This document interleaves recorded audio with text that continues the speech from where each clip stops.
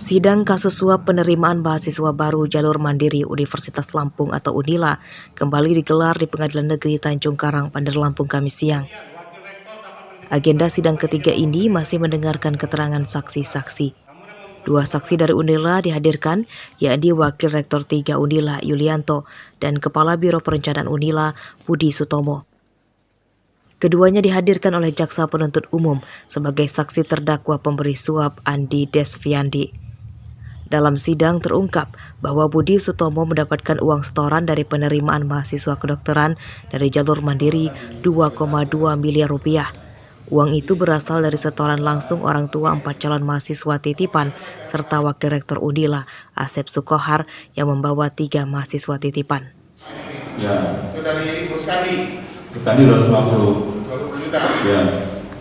Dari Nyoman juga 20 juta ya. Ya. Total yang sudah terima berapa semuanya? Semua itu 2,2. 2,2 miliar. Ya, itu di tahap kita akhir selesai. 2,2 miliar yang itu penerimaan dari SDN sama SN-nya gitu. Iya. Para saksi mengumpulkan uang setoran dari penerimaan mahasiswa jalur mandiri berkedok infak atas perintah Rektor UNILA nonaktif Karomani. Saksi menyebut bahwa sebagian uang itu dipakai untuk membiayai pembangunan gedung Lampung Nahdliyin Center di Raja Basa, Bandar Lampung. 6 mahasiswa katanya. Nggak pakai uang kalau itu tiba saya. Berapa orang itu, Pak? Fisik berapa yang Ada apa cuma itu? teman-teman sendiri. Siapa aja benar ada 6 orang itu, Pak? Kita kasih siapa itu, Pak, nama-nama? Ke rektor ya? Nama mahasiswa. Kita kasihkan kemana, Pak? Fakultas Dekan masing-masing. Dekan masing-masing. Oh, jadi nggak pakai duit, Pak ya? Yang enggak. Pak, JPU tadi semua itu, Pak. Pak, tadi JPU bilang kalau Bapak Sidang akan dilanjutkan Rabu pekan depan dengan agenda masih mendengarkan saksi-saksi. Arsadi Saputra melaporkan dari Bandar Lampung.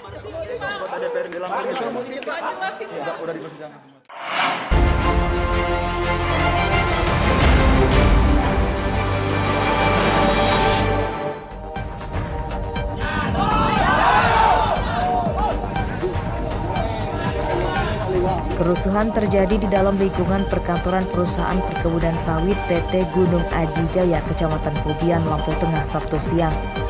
Ratusan orang dari 5 kampung di Kecamatan Pubian membakar gedung dan merusak fasilitas kantor perusahaan PT Gunung Aji Jaya. Warga melengkapi diri dengan berbagai senjata tajam dan kayu. Polisi di lokasi yang bersiaga kewalahan meredam amuk massa. Tidak ada korban jiwa dan luka dari pihak polisi maupun massa dalam kerusuhan ini.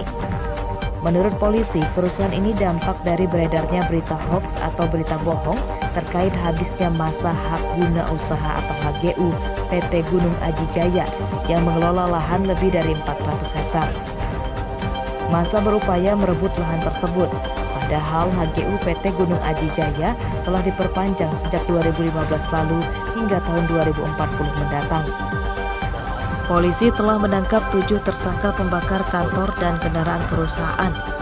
Mereka warga Kecamatan Pubian, Lampung Tengah. Mereka terancam hukuman 10 tahun penjara.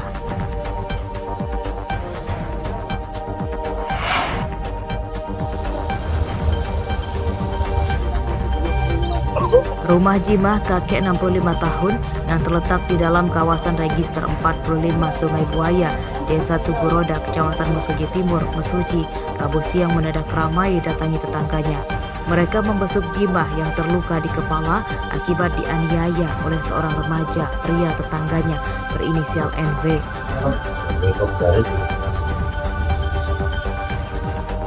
Penganiayaan terjadi di kebun singkong milik Jimah. Keributan berawal saat pelaku tidak diperbolehkan mengambil daun singkong di kebun Jimah. Pelaku akan mengambil daun singkong untuk dijual, bukan dipakai sendiri. Pelaku yang marah kemudian menyerang korban dengan senjata tajam. Korban yang berteriak meminta pertolongan didengar polisi yang sedang patroli. NV ditangkap dan korban dievakuasi ke puskesmas. NV kini ditahan di Polres Mesuji. Atas perbuatannya ia terancam hukuman 9 tahun penjara.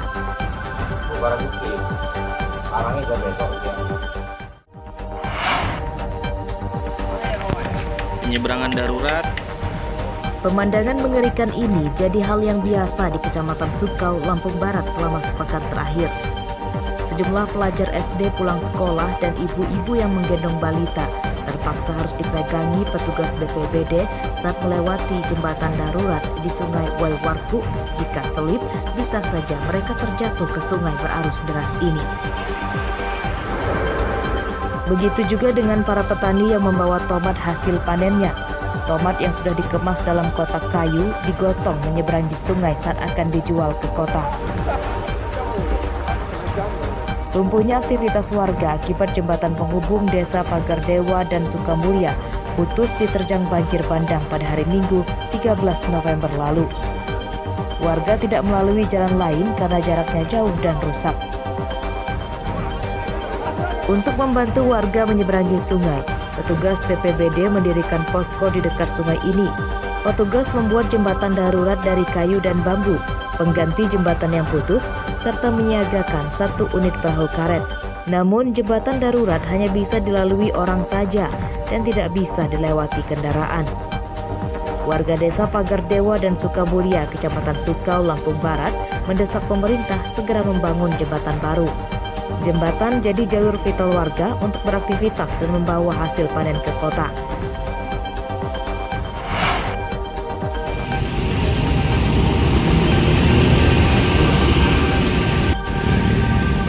Jalan ambles di Jalan Zainal Abidin Pagar Alam Kedaton, Bandar Lampung, Rabu siang mulai diperbaiki. 2 unit alat berat diturunkan ke lokasi untuk mengganti gorong-gorong yang rusak dan menimbun jalan yang ambles dengan batu dan pasir. Arus lalu lintas padat karena ini adalah salah satu jalan utama di Bandar Lampung.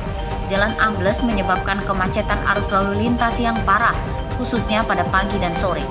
Jalan kian sempit karena di lokasi perbaikan dipasang pagar supaya tidak mengganggu aktivitas pekerja dan alat berat. Mobil yang melewati jalan ini harus bergantian. Tak hanya pengendara, para pedagang di sekitar jalan yang ambles terkena imbasnya. Pendapatan mereka menurun drastis dan berharap perbaikan dipercepat supaya arus lalu lintas kembali normal. Jalan Zainal Abidin Pagar Alam Kedaton ambles karena gorong-gorong yang di bawahnya jebol. Jalan ambles tidak merenggut korban jiwa.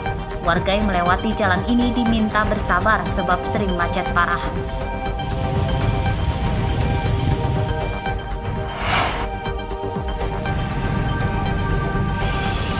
Petugas Dinas Perumahan dan Permukiman serta Dinas Kominfo yang bekerja sama dengan Polisi Pamong Praja Bandar Lampung razia kabel udara yang semrawut di pinggir jalan. Razia pada Selasa pagi dipusatkan di sepanjang Jalan Pangeran Antasari dan Jalan Hayam Wuruk, Tanjung Karang Timur. Kabel listrik, telepon, dan internet yang terpasang semrawut dirapikan dengan cara diikat ke kabel lainnya. Sementara kabel yang menjuntai ke bawah diputus dan disita petugas karena membahayakan keselamatan orang serta pengendara. Razia ini digelar karena perusahaan pemilik jaringan kabel mengabaikan peringatan petugas yang sebelumnya meminta merapikannya. Menurut warga, jaringan kabel yang semrawut telah beberapa kali mencelakakan orang.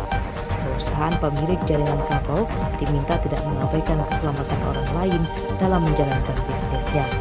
Selama ini pemandangan di udara kota Bandar Lampung semrawut.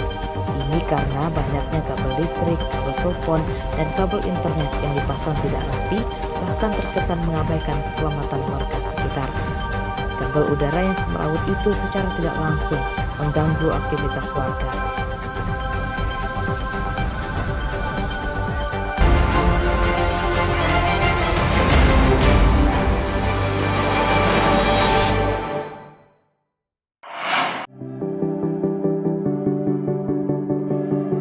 Salah satu tempat wisata keluarga di Bandar Lampung adalah Taman sekaligus penangkaran rusa Wan Abdul Rahman di Kelurahan Kedaung, Kecamatan Kemiling.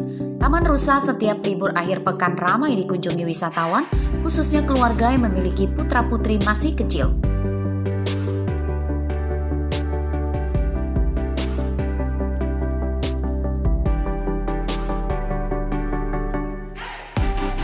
Tempat ini terdapat 50 ekor rusa yang berasal dari indukan Jawa Barat dengan jenis Timorensis.